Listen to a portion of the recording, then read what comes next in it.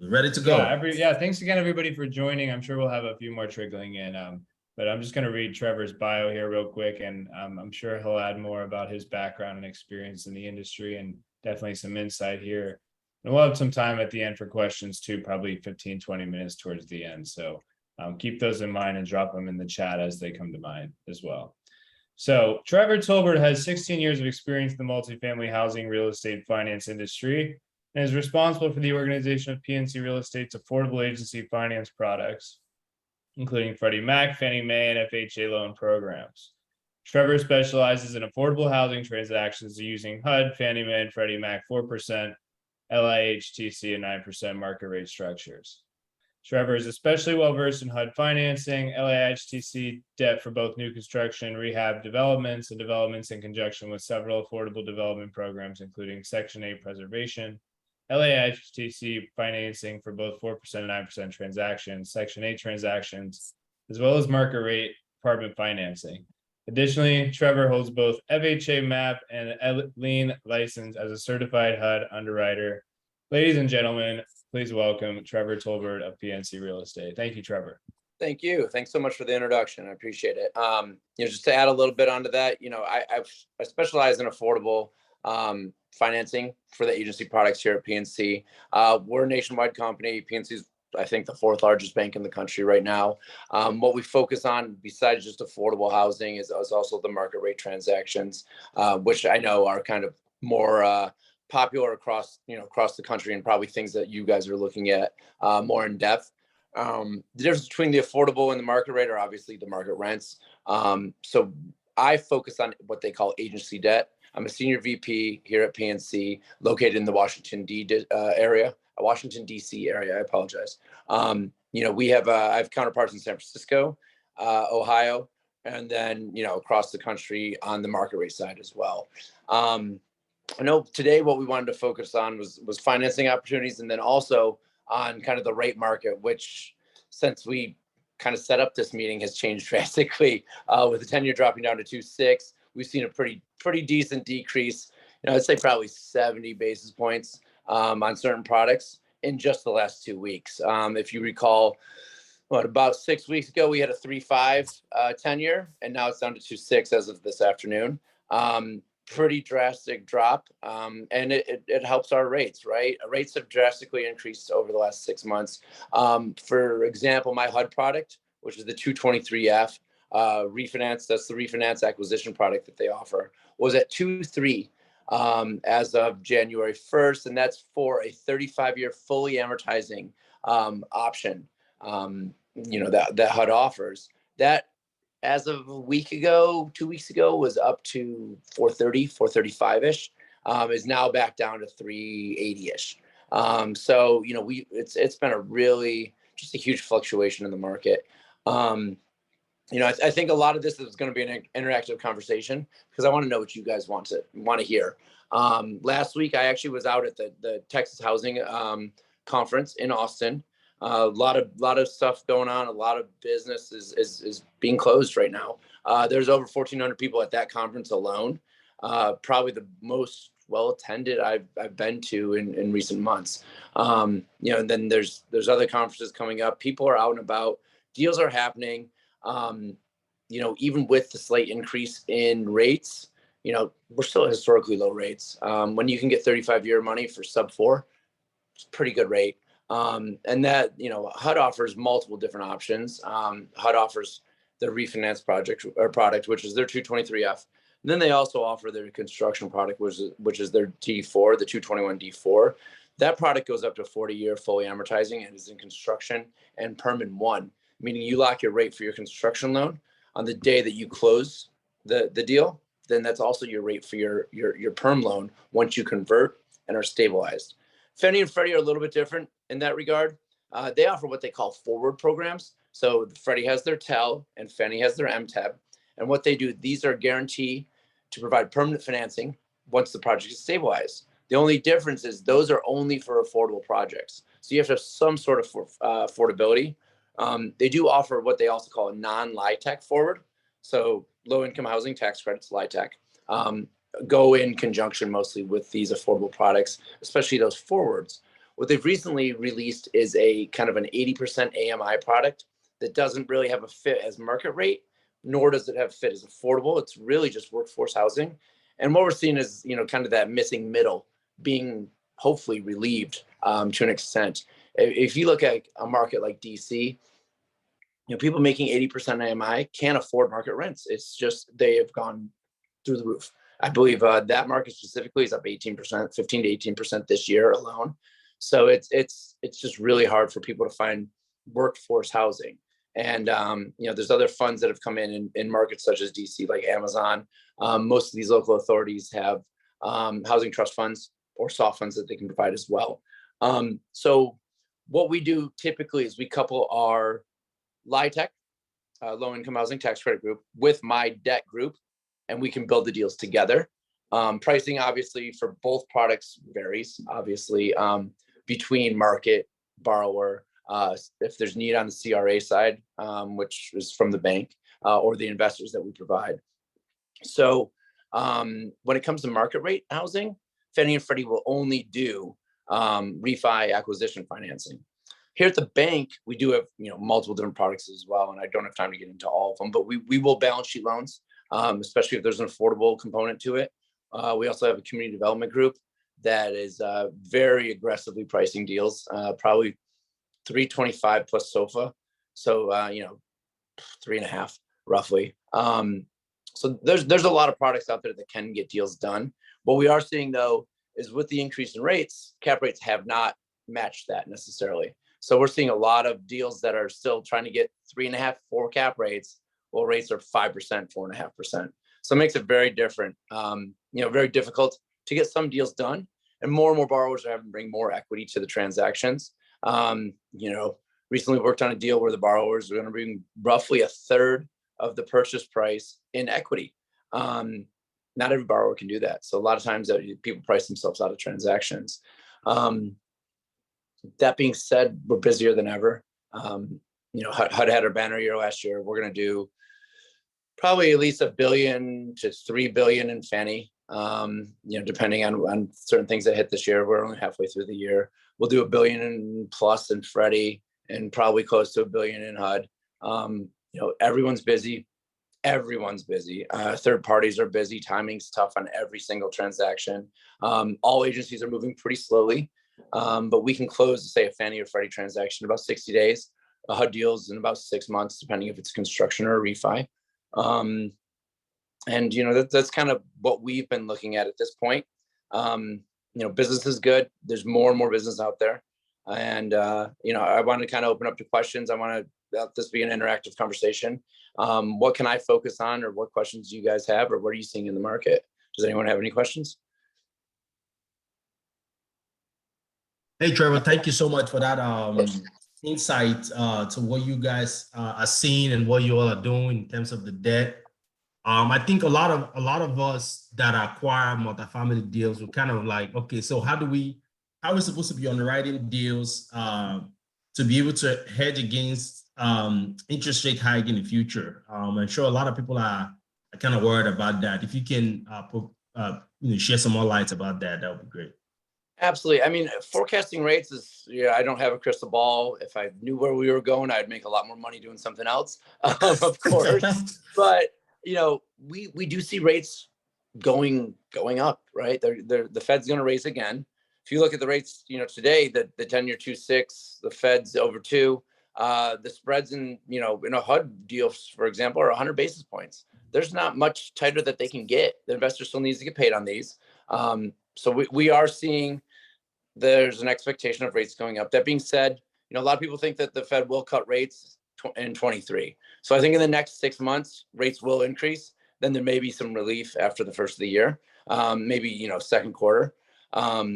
For a acquisition deal for an agency product, it's kind of size dependent.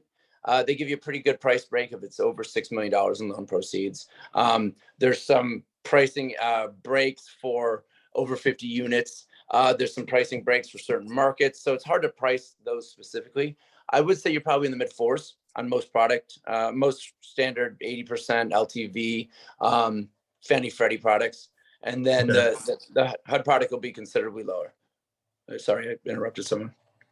Oh yeah, you basically are hitting the point. Basically, how we should be looking at it. That somebody has asked a question about Fannie, where you think we should be underwriting our rates right now, which basically you answered. And again, it's really hard just because there's that you could get green MIP, pricing. You can get affordability pricing, and Fannie and Freddie, their pricing for their affordable is much looser than say HUD. HUD qualifies affordable as 20% of the units at 50% AMI, or 40% at 60% AMI. That's how you qualify for a HUD affordable. Fannie and Freddie, you could be 80% AMI, but you could be voucher tenants or something like that. So if they're paying with the vouchers, you can qualify for a lower rate. So it's really just super deal dependent. So it's hard to say that, but I think mid fours, you're probably about right for a 10-year deal with 35-year, 30-year AM. That's what I would plug in until you, are ready to move forward with actually looking at a transaction. Yeah, that's actually spot on, because there's some certain information we received recently that kind of is around that range as well for agency. So Patrick is asking, what advice do you have for when underwriting at this time? Should you underwrite a half point or whole point above what you would normally? Depends on where your closing target is. You're not going to like this, but I had a borrower who's closing early Q2 on a new construction deal, but they wanted to underwrite at 100 basis points over where current rates are. I think if you're going to close in the next 60, 90, 120 days, I think rates will be very similar to where they are, maybe 25 bips. And a lot of that's going to depend on the Fed, and that depends on inflation. So there's just so many moving pieces in there. I don't think the Fed's going to go a full 75 in September. That's just my personal opinion. A lot of these rate increases, 75 basis points, they hadn't done in 30 years practically, right? And they've now done it 2 times in a row. And I think it's the Fed's opinion that hasn't actually worked through the system even yet. That's not even what's causing the slowdown. It's their previous raises. So I don't think it's going to go, I don't think you need 50 bips in 90 days. I don't think you're going to be there. But I think you always model for, on the safe side. And I always tell the borrowers, that I have too, once you have a commitment or have the ability to rate lock, if that rate works for you today, take it. I've seen some horror stories where borrowers, this is at the 2016 election. I had a borrower who was given advice to wait because they thought Trump was going to lose. His rate went up drastically, cut his proceeds 10% just from not doing it the day before the election, right? And he had to rate lock. So if you have a deal that works, I say just go for it. It's better to take that risk off the table. And with the Fannie and Freddie products, you can do an early rate lock, which is nice. Generally, what they do is at the application, they will lock your spread. So then you're just pricing over the 10-year. So if the 10-year stays stable, then you're stable, right? But there is some volatility there. With HUD, the biggest issue is timing, and what it's going to take to get you locked is a commitment from HUD. So that's full due diligence, full application to HUD. Then HUD issues the commitment. That can be 5 months out from engagement. And yeah, that's why we see a lot of borrowers kind of, going to the agency side, because you don't really have the upside there either. At a 4% rate, and I'm at 4.7, 4.5 at Fannie Freddie, there's no upside for HUD. When we were 200 basis points lower than Fannie or Freddie, all right, let's roll the dice a little bit. It makes sense. Yeah. And the terms are great, but it's not, it's again, it's a bit of a gamble, and you can't take that off the table. With the Fannie and Freddie option, you can. I did an index lock last December, and we closed 2 weeks later, but we were 30 basis points lower, right, than they would have been if they waited. It was, it just worked out well. And they have the ability to do that, and it's for a few bips. So you take that risk mostly off the table, which is always good to see. That was good. Thank you so much. Yeah, of course. Yeah, again, if some people are dropping their question in the chat, if you want to unmute yourself to ask a question verbally, please do so. Again, this is an interactive section where if you're curious about debt, you want to close a deal, you're confused, you don't know what to do, that's why we have this session, so that you can ask those questions that's been bothering you about closing a deal. I know a lot of people are on the sideline right now, not wanting to do deals because they're not sure what's going on with the debt situation. But like he said, people are continuing to do deals. So please have any question, ask any question that you might have as we engage here with Trevor. So Trevor, we have another question here. What kind of spread do you like to see between cap and interest costs? Well, I guess what do we anticipate? Generally, I see that the debt is generally a little bit lower than the cap rate. We don't really, care for that. I just need to make sure that there's an LTV constraint there. Most of these products have between 80 and 87% LTV limitations. The Fannie and Freddie products are generally between 120, depending on the affordability, between 120 and 125 DSCR. The HUD will go down to 111 on certain products. So it is a much more aggressive, again, more aggressive, more headache. So, it's the best financing if you can hit it. It's just a matter of hitting the timing and, getting the max of limitations there. But yes, most of the Fannie Freddie products are between 120 and 125 DSCR, and it'll get you 80 on the acquisition, 80% LTC basically, or loan to purchase. Okay. Your cap rate is we personally at the bank don't care what it is, right? It's all function of NOI that creates value, and that also gives us our coverage. So that's how we really look at it. We look at max NOI possible. You can also make a story though. A lot of times rely on the appraiser, right? Like I do a lot of deals that are coming out of lease up, right? And they're given 2 months concession, but that's burning off, right? I can generally underwrite to what the market rents are there, and that's going to come from that appraisal that we get from a third party vendor. Okay. Thank you so much. That's a great answer. And then we have a question from Peter Powers. He said, have you seen PNC or Fannie Freddie opening up to hotel to multifamily products with units below 350 square foot? Oh, so micro units? We've done micro units. We can't do a hotel. He's talking about hotel conversion to apartments, basically. So Fannie and Freddie would be open to that, but you would have to have a construction lender in place. HUD maybe open it to it as well. What you would do is do a sub rehab through their D4 program, and that's that 40-year fully amortizing program. That's the construction and permanent one. Fannie and Freddie probably wouldn't, unless you're going to do LIHTC on it. They won't do they're not going to give you the money for the construction, but you get a construction loan, which PNC could provide. I don't know anything about the deal, so don't sign me up just yet. But if you had something to show, happy to take a look at it.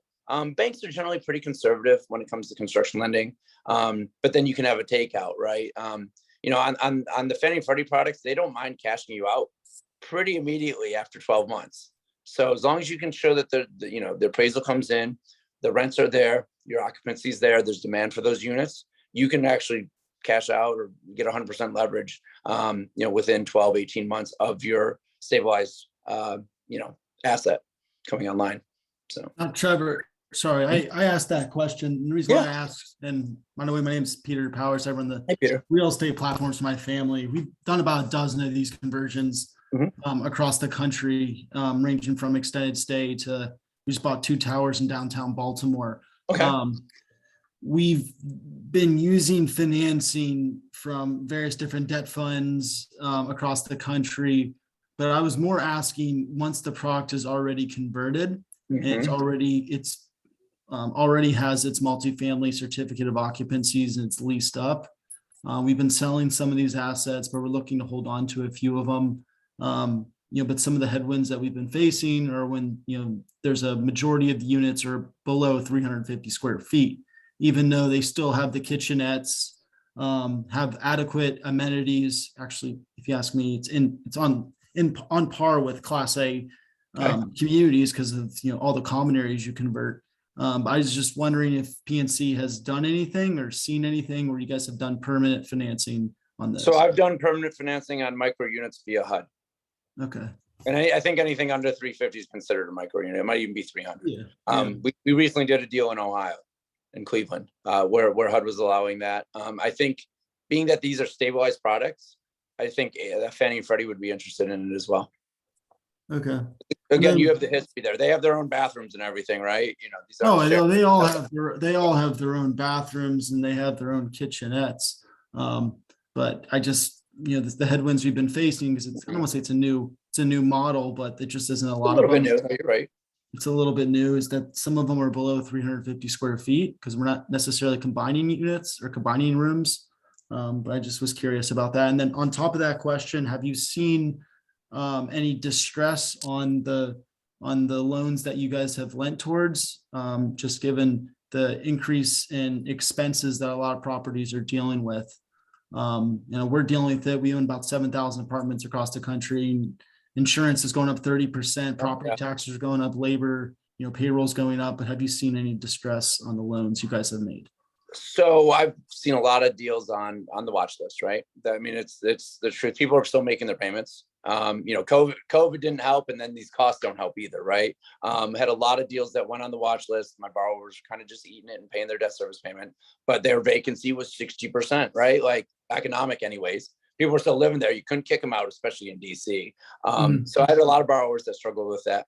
And then construction costs have been a nightmare. I've had multiple deals that were engaged that just don't work anymore. So they fall out. From the actual operating, I haven't had anything really happen. The vacancies what's really been driving that. So anyone who's not paying or their bad debt, the bad debt was very, very difficult for a lot of my smaller properties. 8 units, you lose 5 guys, that's all your income. But we've been seeing the employment being fine, and then their annual, because your rents have gone up, right? Yeah, I would assume hopefully that cancels out most of that cost. It But does. if canceling it out doesn't help you, right? But delinquency has jumped up, and you guys underwrite rental assistance. What do you guys look at towards that? So usually it's either the market rent or a 10% discount to the higher of the two. So if you're getting Section 8 vouchers, we take a 10% haircut for that, or use the market rent, and it's the lower of the two. Okay. Yeah. So it's, I mean, what happens too with that Section 8, you may qualify for affordable, which would make those micro units even more appealing to one of the agencies, I would think. Okay. So, and that also helps your pricing. It'll come in 50 basis points. Is that what you're seeing? If it's I did a deal, an SBL deal. So that's Fannie and Freddie have SBL programs. For Freddie, it's under 7.5 million. For Fannie, it's under 6. So you lock those right away at day of engagement. Yeah, we did one last year, SBL and MyTech. Yeah. So I do most of mine through Sabal. We have a correspondence agreement with them, and we did 413. It was a great rate, and that was the 5-year hybrid. If you're familiar with the product, it was I told the borrower, bring every SBL if you can get 413 at this point. It's a great rate. So, and that's a smooth product. That's 60-day close typically. So. Oh, thank you. I'm not sure how big your towers are, but if that works for that, that's probably the way to go on the smaller ones. Yeah, I mean, there are about 700 rooms that we're converting. So it's going to be pretty big. Oh, that's awesome, man. That's a huge project. Yeah. Congrats. Thank you. Good job, Peter. Thank you so much, Trevor. That's an amazing dialogue right there. Again, if you're just joining, we're just going through question and answers with Trevor. He's answering questions about loan, debt, and everything that has to do with getting money from both HUD, from agency. I know we've not talked a lot about private funds as well, like bridge debt and stuff, but that's make you worry about debt.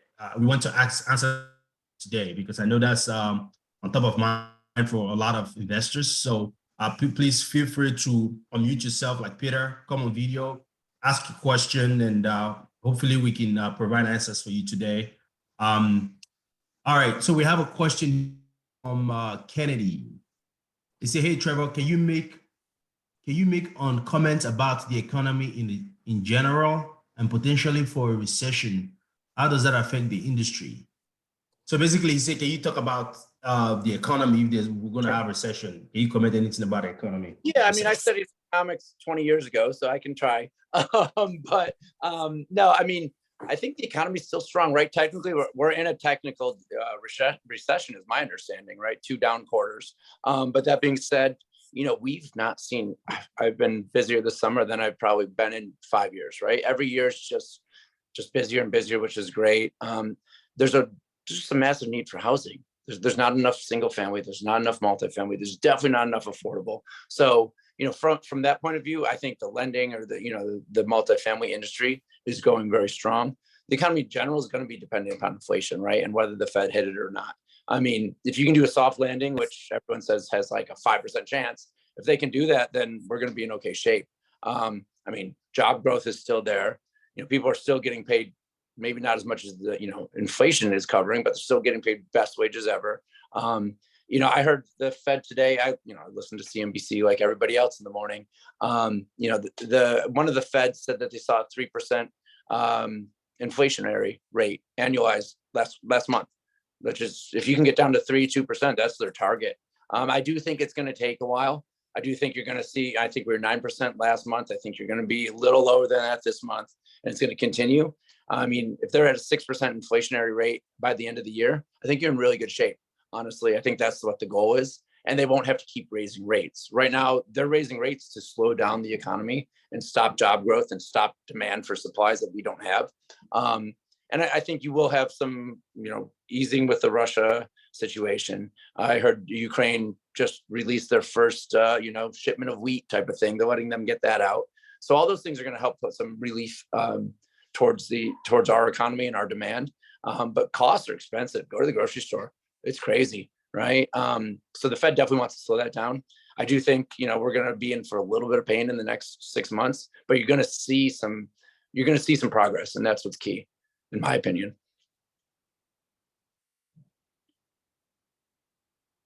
Hopefully that answer your question, Kennedy. Yeah, it's a broad question. Sorry, I couldn't be more specific.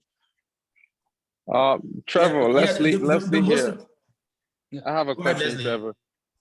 From the debt perspective, how should like multifamily investors like structure their deals to protect themselves for any upcoming downturn? Like, what are some of the things that we should be considering in our underwriting? I mean, I would, because when you're looking at, don't necessarily look at Class A, right? I think this B plus product that's almost recession proof, right? Just because those people will still have their jobs. They're not really maximum incomes or, maximum rents. And then, I mean, all my products are non-recourse, right? So we all do a single asset SPE, single purpose entity that owns it. And if God forbid, I mean, you never want it to happen, but God forbid you got to turn one back, the rest of your portfolio is safe, right?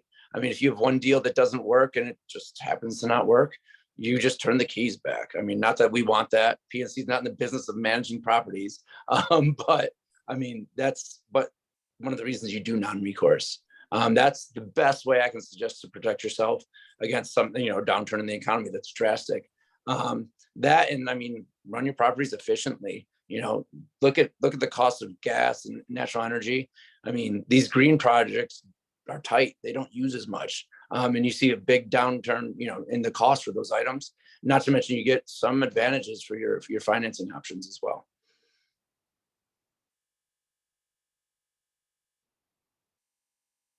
So that's very helpful. So with the debt being non-recourse, the agencies and the lenders also underwrite the properties just to make sure that some of those projections that operators make are feasible before Absolutely. debt is handed over to it.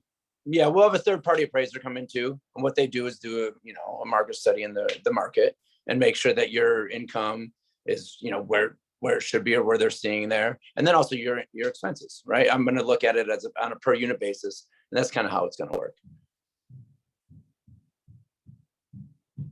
Thank you.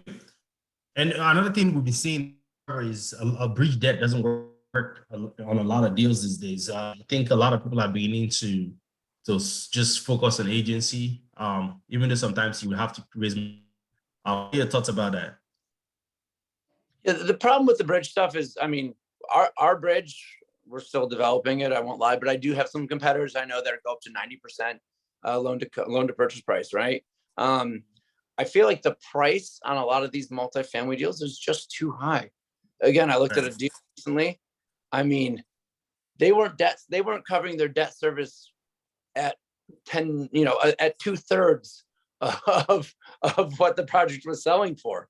And they got an offer that was higher than my clients, unbelievably, right? Right. I mean, the prices have to catch up to the rates. And again, they say cap rates are 6 months behind interest rates, right? Typically, they're going to have to. Mm-hmm. I've talked to other developers that I'm personally invested in some REITs with some of my clients. And, I'm very hands off. I don't have anything to do with them, but I pick their brain all the time. We do the same thing. And they're saying, we are getting retraded on every deal. And we're hearing down 10. right? Down to somewhere in the 10% range even. So it's very interesting to like see that. 6 months ago, that wasn't. Okay.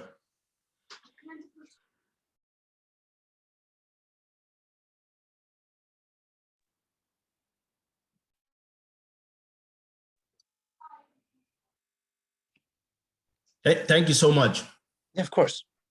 Yeah, I mean, I think prices have to come down, right? I mean, again, I'm not a broker, but that's what I've got to think when rates go up 200 basis points in 6 months, like cap rates have to come down too. Otherwise deals don't happen. And if the borrower wants to sell, he has to sell, right? Whether you get retraded 6 months in or not. And especially on a lot of these affordable deals, they go through, long sales pitches, a year, sometimes longer. So. Okay. And then I'm not sure if some people on here does like single family homes or smaller multifamily. I've seen a lot of changes in that arena as well. So we don't really touch that, right? I need anything that I do agency is 5 units or more. This is kind of that's their threshold.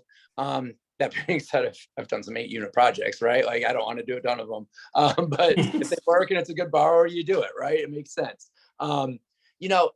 I think the housing, I can't talk to the single family just because I live in DC and I don't understand how anybody affords all these houses. I mean, my agent himself said the hottest market is 2.5. I don't know who are buying all these $2.5 million houses. Like, that's a big number. So I don't know where that's going to happen. I think you see houses staying on the market longer. I think rates have to come down in the short term just because the treasuries drop so much. But what are we talking? They're going to come down to 4.75. I'm not that old, but when I bought my first house, I was almost at 6, right? Like, I mean, this is still pretty low money, pretty free money. The problem is you're going to see a lot less demand for new mortgages because it's only going to be people buying. No one's refining anymore. I mean, I believe, I heard something along the lines, it's 30% of what it was a year ago because there's no refinance going on. Okay. Yeah, because I got a 2.65 rate on my house. Why would I ever refi that thing? Refinance, I know. So, good luck getting to, ever to. That's free money, right? Inflation at 7-9%. I'm borrowing it at 2.5. Borrow every dollar you can, right? Like, why not? So, no, I mean, I think that, and then I mean the smaller 4-unit projects, I think they treat those kind of like single family. They go from the single family side of it, but they're considered investment properties, so they bang you for another 100 bips, is my understanding. So, okay. And then I have a question about the underwriting requirements. Do you think have they kind of changed from like 3 months ago? Do you think the Fannie, Freddie, and Hard have they changed the underwriting requirement when it comes to the application for new debt? No, they're pretty much the same. I mean, they're constantly tweaking, right? HUD's regulations are 80 years old. There's, from the late 50s, I think. They don't change these programs very often. Okay. Fannie and Freddie are much more innovative, right? Like they're trying to figure out ways to get things done, where HUD's just, taking orders. They know they got a product that's a really low rate with a really long amortization, and it's a great product if you want to go through the hassle of doing it. Where Fannie and Freddie, that non-LIHTC forward thing, that's a hot new product for them. What I do with that is we have this community development group. If it's in the right census tract or an OZ or the right AMI spread, they will do the construction on it. And if it's 80% AMI, which is a lot of these, right? That's really workforce housing. I can do a forward on it so that they're comfortable in 2 years that they got to take out once they get stabilized. And those products stabilize at 90 days at 90% or 85 to 90%, depending on the market. So. Okay. Thank you. And then another question, reserves. Are they requesting for reserves right now when it comes to underwriting these deals as well? $250 a unit in a replacement reserve. We normally hold taxes and insurance, right? A lot of it, what we do is a physical needs assessment. Again, these are all third parties, so it's not done by PNC. That's going to come back and say, here's your schedule for your reserve schedule, and this is what you're going to need. They come up with that number, and then what we do is we say, okay, well, you're not going to do every window in year 5. Let's spread that out over 3 years and get it down from 1,000 a unit to 750 or whatever. There's some flexibility there, but 250 is the minimum. Okay. Yeah, that sounds good. Thank you so much. Yeah. And then we have another question from Rods. He said, Trevor, I'm a broker here in North Carolina. Almost every deal we're selling is hovering around 60% LTV in a fixed rate scenario. And bridge is effectively out of the picture unless you have a very strong sponsor who is willing to pay the rate cap since they've tripled in the last 3 to 4 months. Is that consistent with what you're seeing lately? I'm seeing bridges being active. They do want strong sponsors. I mean, you're not going to get a bridge if it's your first project or if it's a 20 unit build, right? Like maybe in downtown DC or New York or something, but they want a good sized deal. Most bridge programs aren't going to be for less than $10 million, let's say. So they want to make sure the juice is worth the squeeze on those. Otherwise, I would agree with you. There's not much bridge financing there. And I mean, hard money is not a good option. At 60% LTV though, I mean, I'm at 80% on everything as long as the NOI supports it. So I don't see that at all. Banks, PNC construction, real estate banking, which is our balance sheet, it's probably 65% LTC. So you may be right there. But on stabilized products, everything I'm doing is 80+%. Unless it's a huge cash out, then it's 75%. But if you're pitching it, you're selling it, your new borrower would just come in and put that 80% debt on it, as long as the project's performing. Sounds good. Thank you so much. What I see a lot too is people coming in and they're saying, okay, we're going to turn it around. I don't know. It's not occupied well or this or that.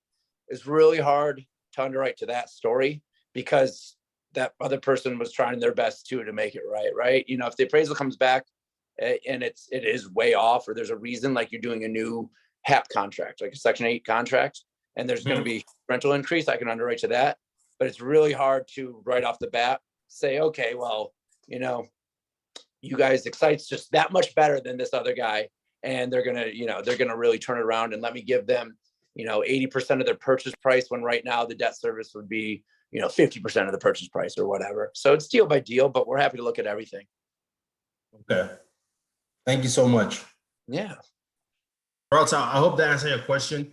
Rods is I reached out to him a lot for deals.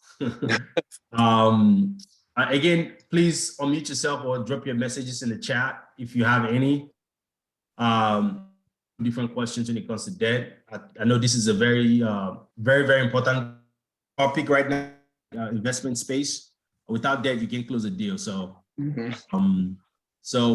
Trevor, please, thank you so much for the answers, and then if you have any insights to what we should be thinking and some of the things we should be looking at when we underwrite deals, or you already know the kind of properties we buy and what we're looking for. So any kind of advice, tip, any kind of information that you think will be great. You and I have talked about this specifically on a deal.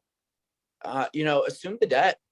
Some of these rates are below market, right? And have a decent amount of time on it. I mean, if you have the equity, right? I understand that's tough, but some of the Fannie Freddie, you can do supplemental, right? So if you have a deal that has, I don't know, a 3.75 rate on it, and it's a assumable Fannie Mae loan or Freddie Mac loan, do it, right? I mean, that's going to save you money because it's a lower rate, and it's going to save the seller some money most likely because there's no prepayment penalty. So that's kind of something I would look at, depending on your market. We don't service every loan, but if I do, I can, get some insight on it too. But I think that's an option you may not be considering, and maybe others aren't. Okay, sounds good. I know I've looked at a couple of debt assumption deals for sure, but definitely if it comes across, we're jumping on it right away. So yeah, that's a good insight. And I'm always happy to turn something, quick quote that kind of back of the envelope number, give me some numbers, right? Give me an idea where you're at, but just show you what the debt would look like. That way it kind of helps you structure your offer, and I mean, for me personally, I want to be involved in the deal from the get-go, just because it's, that way I know the deal better, and I can help you say, all right, man, maybe it's not worth that, right? Like, this is what your debt option looks like. You're going to come up with 40% equity. That's a big number, that's tough to do. And, if you can't get it lent, it's tough to, spend it. So. Trevor, is it okay if I share your contact info with the group? Yeah, here? please do. My cell phone's on there too. Yep, there you go. That's my cell phone, so feel free. So this is one tip I want to share with everybody here for full transparency. We had an offer where we got to best and final. We went to buyer interview call, and we wanted to be competitive, very, very competitive in that process. And we brought Trevor on the call, and he was able to help speak on the debt terms that we had on the deal. I think that kind of made our bid very strong with the seller. Even though we didn't win that deal, but we came very, very strong on that bid. So the tip of the day is, if you have a strong debt team, when you're putting it up on a deal or when you're in buyer interview call, you want to bring that team on the call. That will show that, especially right now with what's going on with the economy, that will show that you've done your due diligence and you've actually worked with consultants with the bank that have looked at your numbers, have looked at your underwriting, and they are kind of backing you that or confirming what your underwriting is saying, and that you can actually deal. So I think that was very valuable for us, and I just wanted to drop that tip for everybody if you're considering buying deals right now. And that's a really great point, especially with all these deals being retraded. Like, you've actually kind of got some semi-hard numbers. It's like going in to buy a house with a letter from your bank that you're qualified. It helps. So that's a really good point, I think. Thank you.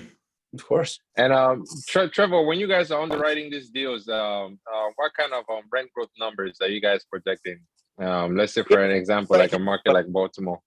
Unfortunately, we have to underwrite to in place for the most part, unless there's a good story Okay. there, Section 8 contract or that's being renewed. So we can't really underwrite to anything that's more than the appraiser comes back with. If for some reason the property's there's a story there and I can tell it, I'll do my best. Say, the property's just run by some guy that doesn't know what he's doing, and that's why you're getting a deal on it, and the market supports this, or you're even putting in a little bit of rehab in there, right? Like you have new marketing points, put new kitchens or whatever.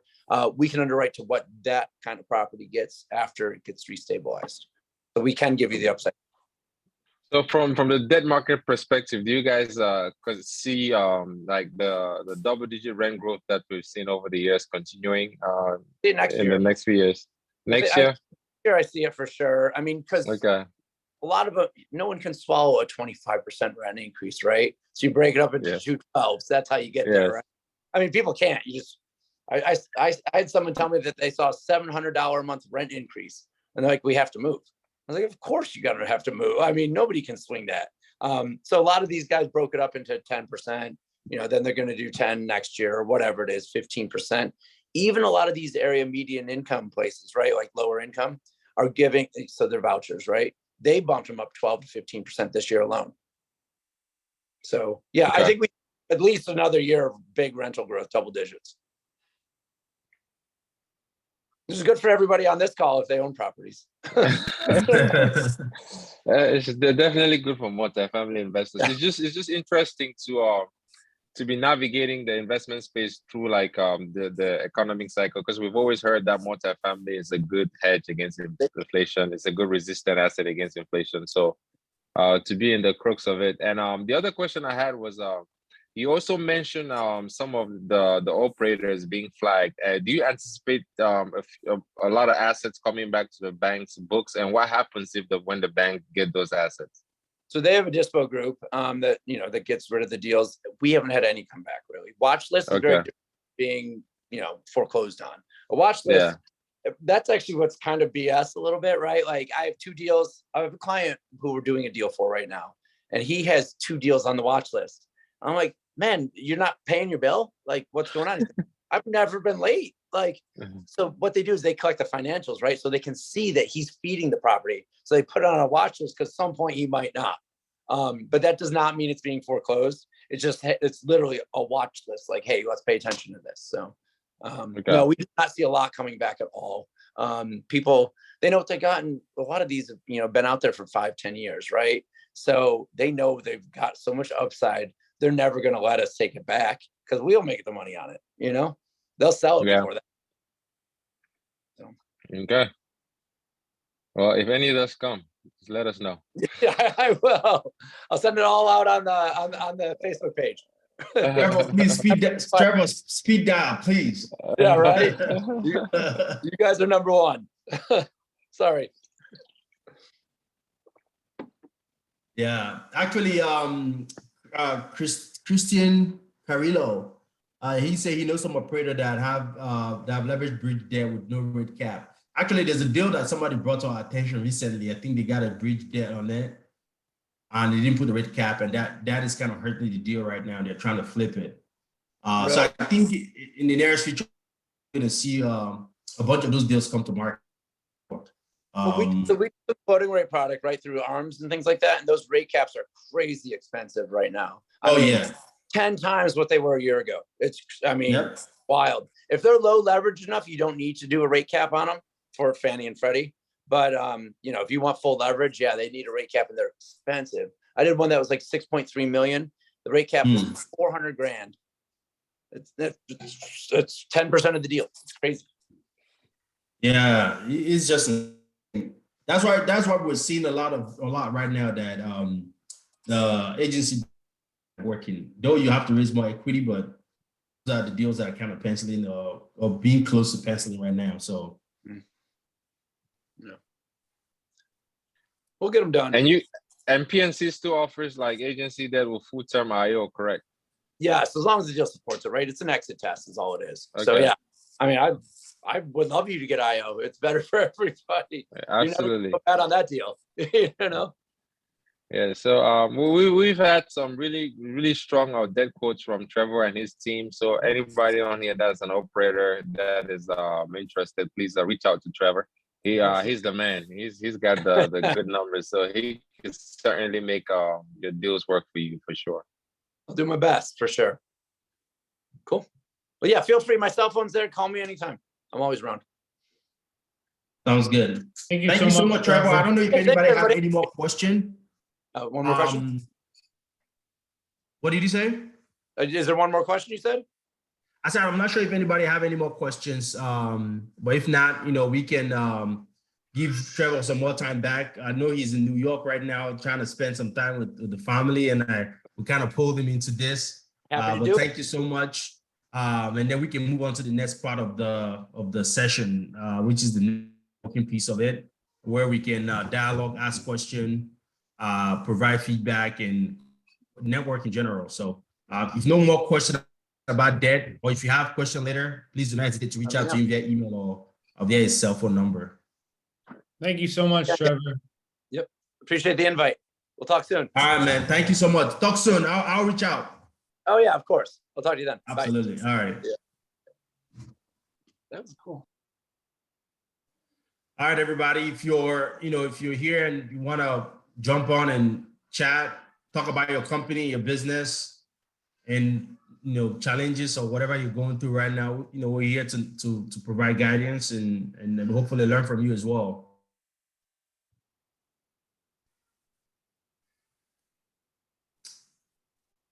I see, where is that? Marshall, how you doing? I know you're probably just listening. So we have people listening in okay, from all over guys. the I'm world, doing which okay. is amazing. Thank you guys for joining us. Awesome. Hello, Marshall. I'm doing okay, guys. I'm just listening. Probably don't have me the video, but just to update everyone on the call, we do have a Tuesday night underwriting class that happens every Tuesday night at 8 p.m. where we teach how to underwrite multifamily properties. If underwriting the numbers perspective of multifamily is something that tickles your fancy, please come join us on the class. We're more than happy to keep providing value to you. You could drop your email in the chat if you're interested, and we'll get you added to the class. So again, it's every Tuesday night at 8 p.m. It's the XSITE Underwriting class. So feel free to join. And the reason why we started out on the writing class is when we started this company, business about 3 years ago, one of the things that we found was financial analysis of the deal was challenging. And a lot of people didn't know what to do. We didn't know what to do. So Leslie took upon himself to learn it, became an expert in it. And then now we're giving back for free. Basically, if you want to do, because if you think about it, we're buying a business. And in order for business, you have to the finances of the business, cash flowing. So so we learned all of that, and now we're giving it back for one way we give back. So if you want that piece of business, please do not hesitate to join. And before you leave, I'm sure you will learn a lot about the financial analysis of all these properties. And if you get that wrong, you've messed up the deal completely. Like I mentioned earlier, there's a deal we're reviewing right now. The reason we sell is one, rate cap, two, they did not underwrite their taxes right, and their taxes and insurance right. So because of that, the cash flow that they're bringing into the deal is not enough to service the debt. And the bank, it looks like the bank's about to take the deal. So because of that, they're trying to bring it to market.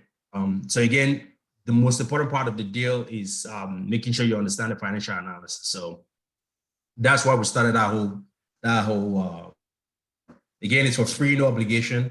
Just come learn. And then once you become an expert, you can teach somebody else. You pay forward. And then if you're, please drop your contact information as well. And we can add it to the class, and then we can add it to other communications that we have. We have a ton of resources that we push out to our investors and our community. So please drop your information as well if you don't mind. And again, feel free to come online. This is time. We do this once a month. This is a time for us to connect, network. If you have any question or challenges, or if you have something you're trying to get to, you have hiccups, we might be able to have point you in the right direction. And if we don't, we can find somebody that's been doing it and help you out there. So Anita Mba, that Mba sounds familiar. I have a couple of friends that have that last name, Mba. So hi. She's my Anita is my classmate from way back. So oh yeah, good to see you, Anita. Hey Audrey, how you doing? You're always here on our meetup. Thank you so much for joining. And yeah, I see you're soaking in all the information. So continue to learn. Thank you. Thank you. And then some other familiar faces here. Definitely. Jay Miller. Yeah, definitely. Yeah, she's irregular as well. Thank you so much for joining. Clearly, we can see all your beautiful faces. Only the XSITE team. Well, I hope we're handsome. Because we only see ourselves right now. Yeah, but thank everybody for joining. Thank you everybody for joining. And again, our platform is open to you guys to answer any questions or to help you in your journey, however way you see fit. Multifamily is a very, very great space, and we're grateful to be part of it, and we're grateful to be able to share this knowledge with our community. So feel free, whatever step of the journey you are in, no question is a dumb question. Whatever questions you have, whatever struggles you have, we might be able to point you in the right direction. So like Tenny said, this is your time. If you have any questions, just drop it. If not, we'll look forward to seeing you in one of our other events. And we're always grateful to have you here to share this knowledge with you. So also, before we depart, I wanted to say something real quick to everybody. So one of our criteria before we submit an offer on a deal is actually to get a solid debt code from a vendor. So if you've not built with any banking relationship with somebody that does all the different types of loan, I would encourage you that you do. That way, when you have a deal and you want to put in an offer on it, you have a solid quote, and then you can use that to underwrite your deal and then submit your offer. And then when you go for your bid, you'll be able to have that communication with the brokers and sellers that, hey, I actually have a solid quote. Because right now, with what's going on with the economy, if you don't have your debt situation in place, they probably will just screen you out right away. Especially, for example, if you're not savvy enough to know that bridge debt doesn't really work right now, and you go have that conversation, they'll just know that you're rookie. So you want to be able to kind of have that team member in your team, so that if you have a deal, you can easily reach out to them. They'll give you information about it, and then you can move on from there. So I just wanted to drop that in real quick. And they also serve like as an extra layer of checks for you. Because if you're underwriting a deal and it's penciling and you say you're gonna get this kind of returns and you send it to the debt broker and they're coming back at you and saying they're gonna do a 40% LTV, like a 40% loan to value loan.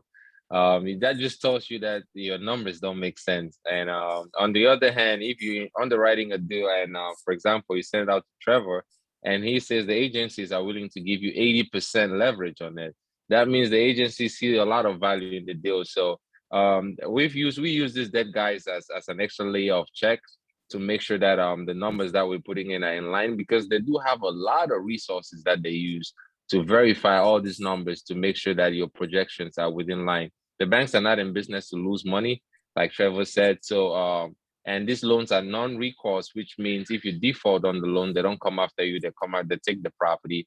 So they make sure that they underwrite these properties diligently to make sure that the numbers that you're projecting are in line, and it's just left on you as an operator to operate like you supposed to. So it's a very key relationship to build, and they have a ton of knowledge that we probably don't have because they spend a lot of time looking at these financial models. But it's definitely a good relationship to build, and so. Feel free to reach out to Trevor. He's a great guy, and he'll be more than happy to help you on your journey as well.